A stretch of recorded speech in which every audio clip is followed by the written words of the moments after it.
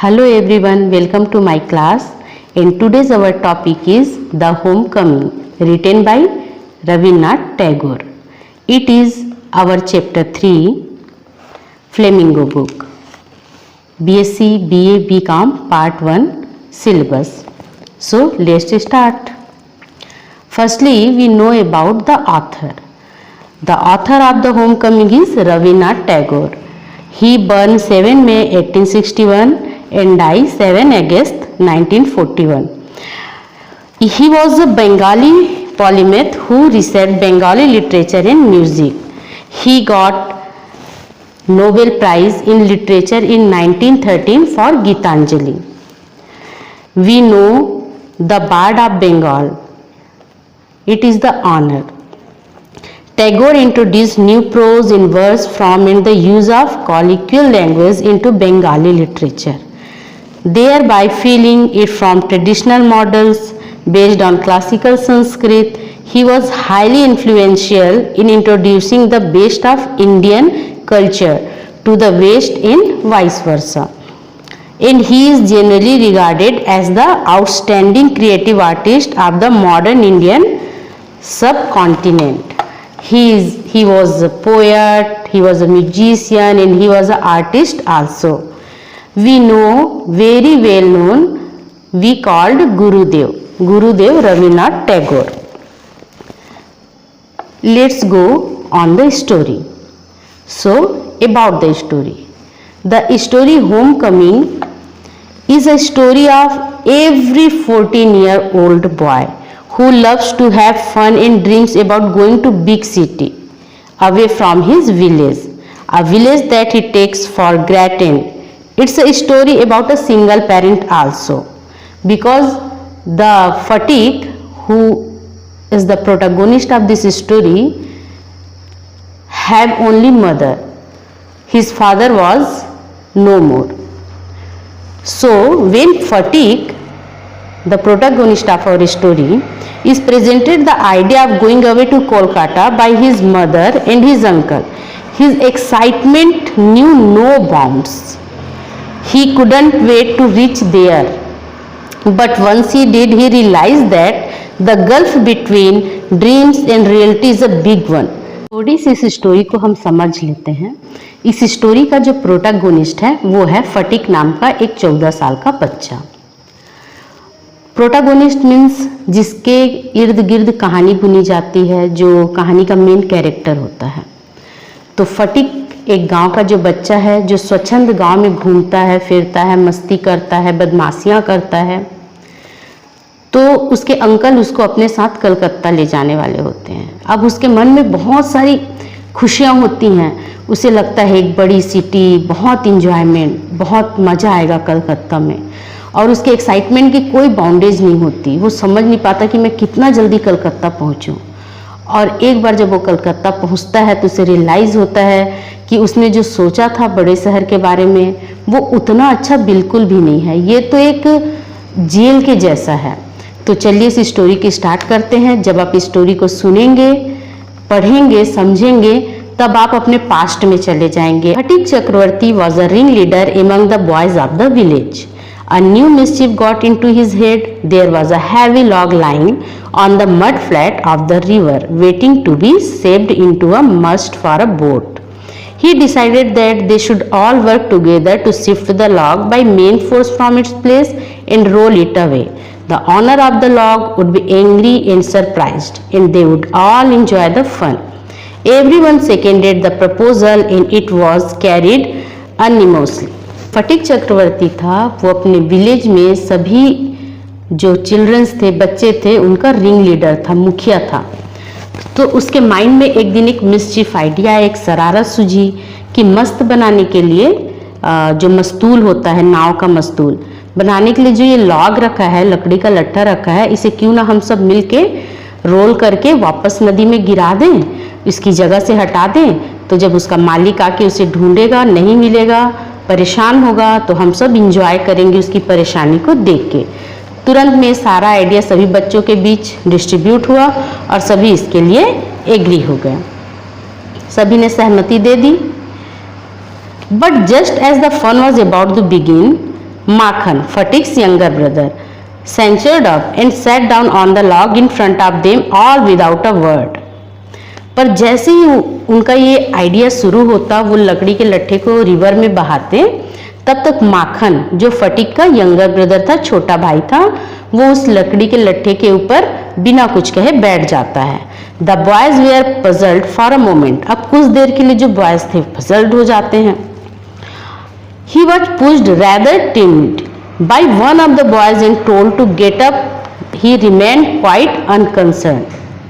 He appeared like a young philosopher meditating on the futility of games. Fatik was furious. Makhan, he cried, if you don't get down this minute, I will trash you.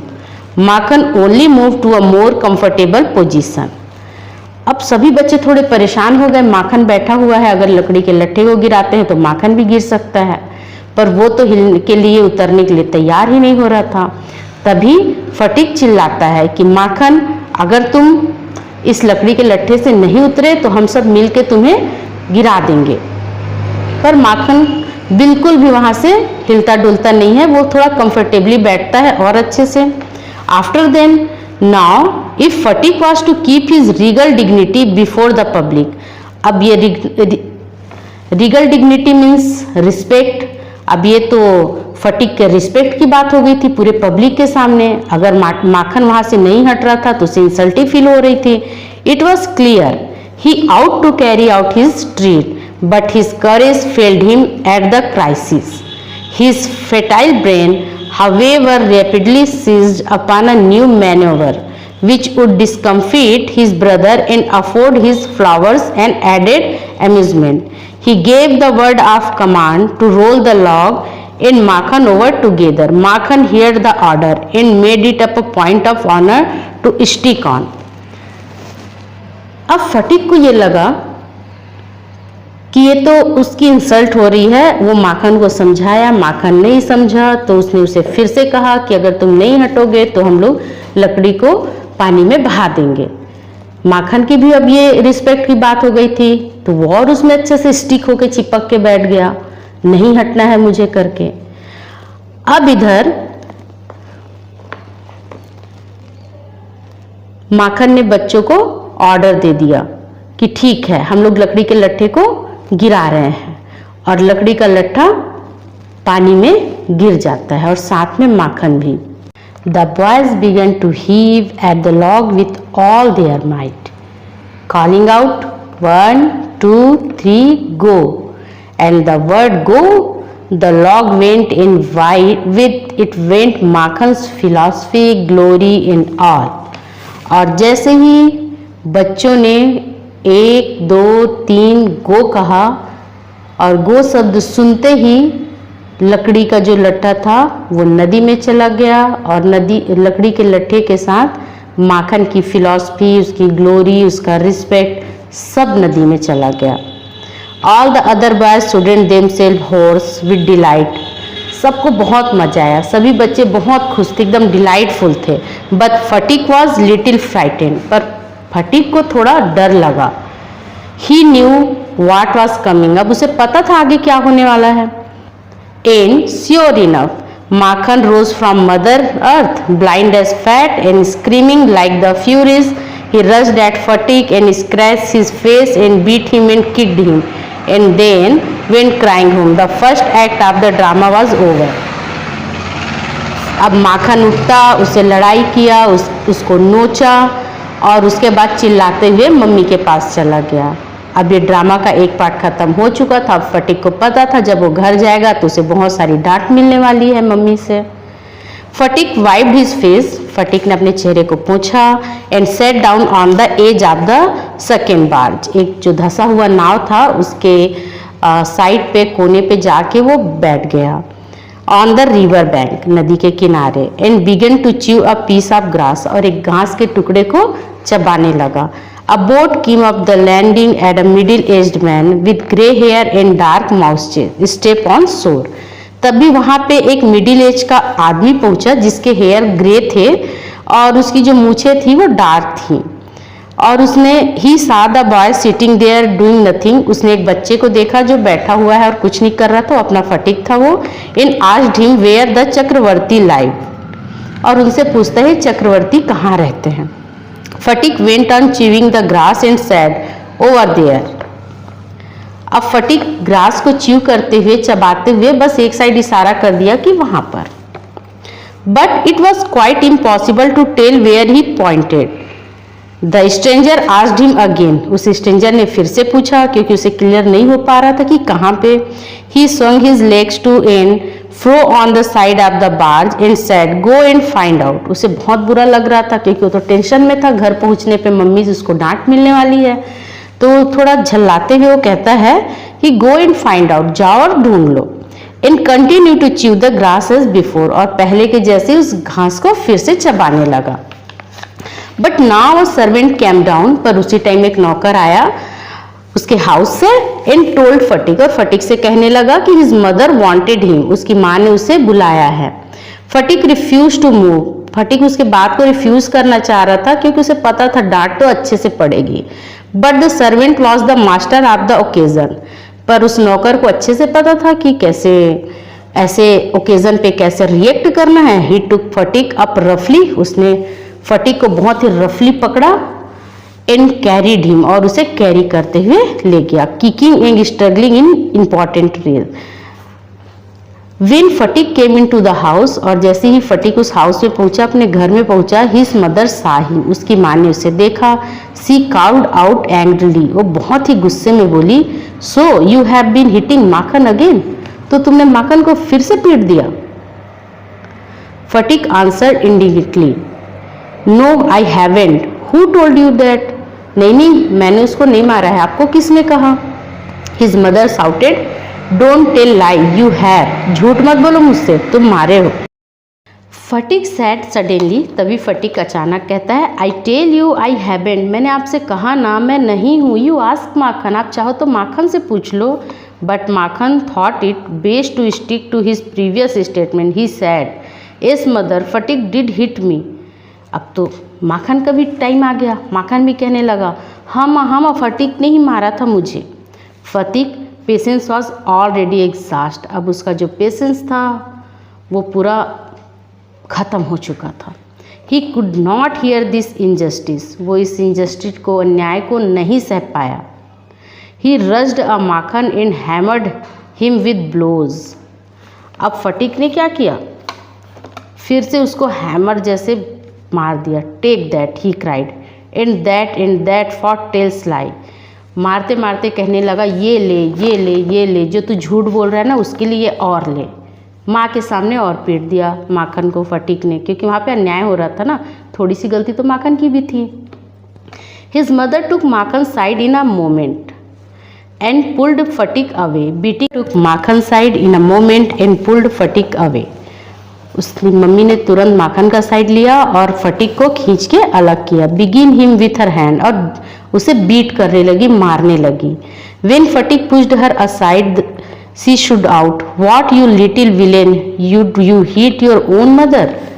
बहुत गुस्से से वो कहती है कि तुम कैसे हो, कितने निर्दयी हो, कितने गुंडे जैसे हो, तुम अपनी माँ को मारोगे अब। It was just is the critical junction that the grey-haired stranger arrived. He asked what the matter was. Fatick looked sheepish and ashamed. तभी उसी टाइम क्या होता है, उसी समय जब ये सब चल रहा था, उनके घर में वो ग्रे हेयर जो स्ट्रेंजर मैन था जिसके हेयर ग्रे थे वो एंट्री करता है। उसको देख के फटिक थोड़ा सा सिपिस दब्बू हो जाता है और थोड़ा से असेम भी होता है, थोड़ी सी शर्म भी आती है। But when his mother stepped back and looked at the stranger her anger was change to surprise. पर जैसे ही उसकी माँ उस स्ट्रेंजर को देखती है, उसका जो एंगर था, जो गुस्सा था, वो एक सरप्राइज में बदल जाता है। For she recognised her brother and cried, और वो पहचान लेती कि ये तो उसका भाई है, और चिल्ला के कहती why dada where have you come from. अरे दादा आप कैसे यहाँ पहुंचे? As she said there this word she bows to the ground and touched his feet. इतने सब बोलते हुए वो अपने भैया को प्रणाम करती है पैर छू के।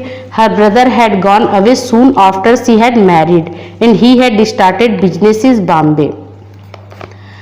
जिस समय उसके माँ की शादी हुई थी उस समय उसका भाई काम के सिलसिले में, बिजनेस के सिलसिले में बॉम्बे गया हुआ था। His sister had lost her husband while he was in Bombay. और जब उसकी सिस्टर ने अपने हस्बैंड को खोया, यानी फटीक के पिता की जब डेथ हुई उस समय भी वो बॉम्बे में ही था। Vishambhar had now come back to Calcutta. और अब विशंभर जो फटीक का मामा था वो कलकत्ता में शिफ्ट हो गया था। And had at once made inquiries about his sister. और वो अपनी सिस्टर की पूछताछ खैर खबर लेने के लिए वो उसके पास आता है। He had then hastened to see her as soon as he found out where she was. The next few days were full of rejoicing. The brother asked after the education of the two boys. अब उसके मामा सभी जानकारी लेते हैं कि दोनों बच्चे की पढ़ाई लिखाई कैसी चल रही है वगैरह वगैरह। अब वो अपनी बहन के सामने एक प्रपोजल रखते हैं कि क्यों ना वो फटीक को अपने साथ कलकत्ता ले जाएं, वहाँ जाके उसकी एजुकेशन भी अच्छी हो जाएगी क्योंकि यहाँ तो कुछ पढ़ाई लिखाई करता नहीं है। और फटीक से उसकी माँ भी परेशान थी कि ये बच्चा जरूर मेरे छोटे बच्चे को मार देगा और गांव में शरारतें करना, बदमाशियाँ करना, यही तो उसका काम था। हो सकता है कलकत्ता जाके वो कुछ अच्छा करे, अच्छी एजुकेशन ले। अब ये बात फटीक से बोली जाती है। फटीक का तो मानो खुशी का कोई ठिकाना ही नहीं रहता। उसके लिए तो कलकत्ता एक पैराडाइज जैसे था, एक हिवेन जैसे था। वो बहुत के कलकत्ता जाने का भी दिन आ जाता है। वो माखन से बहुत ही प्यार से बिहेव करता है, बहुत ही प्यार से बात करता है और अपनी जो सबसे कीमती चीज होती है, फटीक का फिशिंग रॉड, उसका एक बिग काइट और मार्बल्स, कंचे, गोटियां, ये सारी इंपॉर्टेंट चीजें वो माखन को एज अ गिफ्ट देता है, भेंट करता है कि भाई अब मैं जा रहा हूं तो इन चीजों के साथ खेलना करके। Now when they reached Calcutta, Phatik made be acquaintance of his aunt for the first time. She was by no means please with this unnecessary addition to her family. She found her own 3 boys quite enough to manage without taking anyone else. And to bring a village lad of 14 into their midst was terrible upsetting. Vishambhar should really have thought twice before committing such as insurrection. अब जैसे ही fatigue Calcutta पहुंचता है अपने मामा के यहाँ, तो उसकी मुलाकात उसकी मामी से होती है। तो मामी को ये अननेसेसरी थिंग यानी कि फटीक चुभता है। उसे लगता है कि ये एक्स्ट्रा बोझ आ गया है हमारे यहाँ, क्योंकि ऑलरेडी उसके 3 बच्चे पहले से थे। Now in this world of human affair there is no worse nuisance that a boy at the as of 14। अब उसकी मामी को ये लगता था गांव का बच्चा 14 ईयर का, ना तो एकदम छोटा ना तो एकदम बड़ा, ये हमारे साथ मैनेज कैसे करेगा, कैसे रह पाएगा, और इसके ऊपर जो खर्च होगा वो एक्स्ट्रा खर्च होगा, जो हम अपने बच्चों के ऊपर खर्च करते हैं वो इसके ऊपर खर्च करना पड़ेगा। अब ये जो कलकत्ता की जिंदगी थी ये फटीक को रास नहीं आई, क्योंकि यहाँ पे पुस्तकों का बोझ, स्कूल में टाइम से जाना, टाइम से आना, कोई बदमाशियाँ नहीं करना, घर में माँ जैसा प्यार ना मिलना, मामी का रूखा व्यवहार, अपने बच्चों के साथ अलग व्यवहार, फटीक के साथ अलग व्यवहार। मामा अच्छे थे पर वो दिन भर काम के सिलसिले में बाहर रहते थे। So for a boys of 14 his own is the only paradise, own home. तो एक 14 साल के बच्चे के लिए सिर्फ उसका घर ही पैराडाइज हो सकता है, स्वर्ग जैसा अच्छा हो सकता है। To live in a strange house with strange people is little sort of torture. For a boy of 14, his own home is the only paradise. To live in a strange house with strange people is little sort of torture. While the height of bliss is to receive the kind looks of women and never to be slightly by them. एक 14 साल के बच्चे के लिए सिर्फ और सिर्फ उसका अपना घर ही पैराडाइज जैसा हो सकता है। स्ट्रेंज लोगों के साथ, अनजान लोगों के साथ, अनजान जगह पे रहना, जहाँ का एनवायरनमेंट भी उसके अकॉर्डिंग नहीं है, ये किसी टॉर्चर से कम नहीं। तो हमारा जो फटीक था वो कलकत्ता की बंधी दुनिया से परेशान था, क्योंकि गांव का उसका खुला वातावरण था, गांव में सभी अपने जानने पहचानने वाले थे, जबकि कलकत्ता एक बड़ा शहर था। वहाँ उसका डेली रूटीन था स्कूल जाना, स्कूल में बंध के रहना, होमवर्क कंप्लीट करना, पढ़ाई करना, कोई मस्ती नहीं करना, कोई बदमाशी नहीं करना, और फिर मामी का रूखा व्यवहार, वो माँ जैसा प्यार नहीं दे पा रही थी। तो हमारा फटीक कलकत्ता से ऊब जाता है। अब वो अपने मामा से पूछता है कि मामा हम गांव कब जाएंगे। तो उसके मामा कहते हैं जब छुट्टियां आएंगी तब। One day he summoned up all the courage and asked him, Uncle, when can I go home? His uncle answered, wait till the holiday come. But the holiday would not come till November and there was a long time still to wait. पर ये जो holiday था नवंबर तक नहीं आया और बहुत समय बीतता जा रहा था। One day fatigue lost his lesson book. एक दिन की बात है, फटीक अपने लेसन बुक को भूल गया, चोरी हो गया, छूट गया। Even with the help of books he had found it very difficult indeed to prepare his lesson. अब उसके लिए लेसन्स प्रिपेयर करना थोड़ा डिफिकल्ट होने लगा। Now it was impossible. Day after day the teacher would cane him unmercifully. और जो teacher थे वो भी उसके साथ दयालुता से पेश नहीं आ रहे थे, क्योंकि उसका बुक नहीं था, उसके होमवर्क नहीं प्रॉपर हो पा रहे थे कंप्लीट, तो टीचर से भी डांट पड़ने लगी। His condition become so abjectly miserable that even his cousin were ashamed to own him. They began to jeer and insult him more than the other boys. He went to his aunt at last and told her that he had lost his book. अब उसे बच्चे भी परेशान करने लगे, क्योंकि उसको teacher से डांट पड़ती थी, बच्चे भी इंसल्ट करने लगे। एक दिन उसने हिम्मत करके अपनी आंट से, अपनी मामी से कह ही दिया कि वो अपना बुक भूल चुका है, खो चुका है। His aunt pursed her lips in contempt and said. अब उसकी जो आंट थी, उसकी जो मामी थी, वो बहुत ही बुरी तरीके से बोलती है, you great clumsy country lout, how can I afford with all my family to buy you new book 5 times a month? अरे तुम कैसे भूल गए, हम कैसे मैनेज करेंगे, तुम्हारे लिए एक नया बुक हर 5 महीने में कैसे खरीद पाएंगे? अभी तो 5 महीना हुआ नहीं था, तुमने फिर से अपनी बुक खो दी। That night on his way back from school, fatigue had a bad headache. और उस दिन फटीक जैसे ही घर आया, उसके सिर में बहुत ही बुरी तरीके से दर्द होने लगा।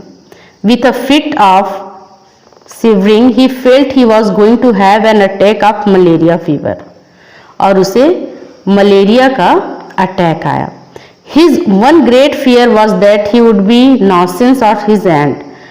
अब उसे बहुत बुरा लग रहा था, बहुत दुख पहुंच रहा था, बहुत डर भी था कि अब मुझे बुखार हो गया है, मेरी तबीयत ठीक नहीं है, अब फिर आंट मुझे गुस्सा करेंगी कि अब इसका तबीयत खराब हो गया। Futile. That rain had been peering to curtains all night, and those who went out in the search of the boy got drenched through to the skin. At last, December asked help from the police. अब fatigue अपने घर से कहीं चला गया था, रात भर बारिश हो रही थी, सब जगह ढूंढा गया, वो कहीं नहीं मिल रहा था। फिर दिसंबर में पुलिस के पास जाना उचित समझा। At the end of the day, a police van stopped at the door before the house. It was still raining and the street were all flooded. अब पुलिस भी अपने वैन से ढूंढ रहा था, सब तरफ बारिश ही बारिश था, बारिश की वजह से बाढ़ आई हुई थी, उस जगह पे फ्लड आया हुआ था। 2 constables brought out Fatik in their arms and placed him before December. He was went through from head to foot, muddy all over his face and eyes flushed red white with fever and his limbs all trembling. Fatigue की स्थिति बहुत खराब थी, उसे 2 constable ढूंढ लेते हैं। वो पूरा ऊपर से नीचे तक मिट्टी से पानी से भीगा हुआ, कीचड़ से सना हुआ था। उसकी आंखें फीवर में लाल हो गई थी और उसके जो लिम्स थे वो ट्रेम्बलिंग कर रहे थे, कांप रहे थे। दिसंबर carried him in his arms and took him into their inner apartment. अब दिसंबर उसे पकड़ा और उसे अपने अंदर कमरे में लेके गया। When his wife saw him she exclaimed. वहां उसकी पत्नी ने जैसे ही उसे देखा वो एक्सक्लेम करने लगी, what a heap of trouble this boy has given us. हे भगवान, हमको ये कौन सा ट्रबल मिल गया, कौन सी मुसीबत मिल गई है। Hadn't you better send him home? इससे अच्छा तो तुम इसको इसके घर भेज दो, कहीं कुछ हो गया तो हमारे ऊपर ब्लेम आएगा। Fatick heard her word and sobbed out loud. Uncle, I was just going home, but they dragged me back again. वो कहता है फटीक बहुत ही मासूमियत भरे उससे कि अंकल, मैं तो सिर्फ घर जाना चाह रहा था, पर इन लोगों ने मुझे वापस ले आया। The fever rose very high, और उसका जो फीवर था वो बहुत ही हाई था। And all that night the boy was delirious. दिसंबर brought in the doctor. दिसंबर डॉक्टर लेके आया। Phatik opened his eyes flushed with fever and looked up to the ceiling and said vacantly, Uncle, have the holiday come yet? May I go home? अब जो fatigue था वो अपनी आंखों को थोड़ा खोलते हुए सीलिंग को, छत को देखते हुए अपने अंकल से कहता है कि अंकल, क्या हॉलीडे आने वाले हैं और क्या मैं घर जा सकता हूँ? दिसंबर wiped the tears from his own eyes. अब दिसंबर अपने आंखों से अपने टीयर्स को, आंसुओं को पोंछते हुए कहता है, and took Fatick learn in burning hand in his own and sat by him through the night. The boy began again to mutter. At last his voice became excited. Mother, he cried, don't beat me like that, mother. I am telling the truth. अब वो रात को अपने में ही बड़बड़ा रहा था fatigue. फिर अचानक से चिल्ला के कहता है कि माँ, चिल्लाते ही कहता है, डोंट बीट मी, मुझे मत मारो, मुझे मत मारो माँ। I am telling the truth, मैं सच कह रहा हूँ, मुझे मत मारो। The next day fatigue become conscious for a short time. He turned his eyes about the room as if expecting someone to come. At the last, with an air of disappointment, his head sank back on the pillow. He turned his face on the wall with a deep sigh. December knew his thoughts and bending down his head, whispered, "Fatick, I have sent for your mother." The day went by. The doctor said in a troubled voice that the boy's condition was very critical. Fatigue के मामा fatigue से कहते हैं कि बेटा, मैंने आपके mummy को बुलावा भेज दिया है। डॉक्टर भी आके कहते हैं कि इस बच्चे की जो कंडीशन है बहुत ही सीरियस है, बहुत ही क्रिटिकल कंडीशन है। Phatik began to cry out, by the mark three fathoms, by the mark 4 fathoms, by the mark. He had heard the sailor on the river stream calling out the marks on the plumb line. Now he was himself plumbing an unfordable sea. Later in the day, Fatick's mother burst into the room like a whirlwind and began to toss from side to side and moan and cry in the loud voice. Fatick, my darling, Fatick, my darling. अब उसकी माँ रोते हुए कमरे में entry करती है, burst हो जाती है, फूट फूट कर रोने लगती है। The mother cried again, Fatick, my darling, my darling. Fatick very slowly turned his head. बहुत ही धीरे से फटीक अपने सिर को घुमाता है, विदाउट सीइंग एनीबॉडी, और बिना किसी को देखे कहता है, mother, the holiday have come, क्या छुट्टियां आ गई? और इस तरीके से हमारी स्टोरी यहीं पे खत्म हो जाती है। इस स्टोरी में हम देखते हैं कि एक स्वतंत्र बच्चे को जब बंधनों में बांध दिया जाता है तो उसका मेंटल ग्रोथ किस तरीके से डिस्ट्रैक्ट होता है, डिस्टर्ब होता है। सो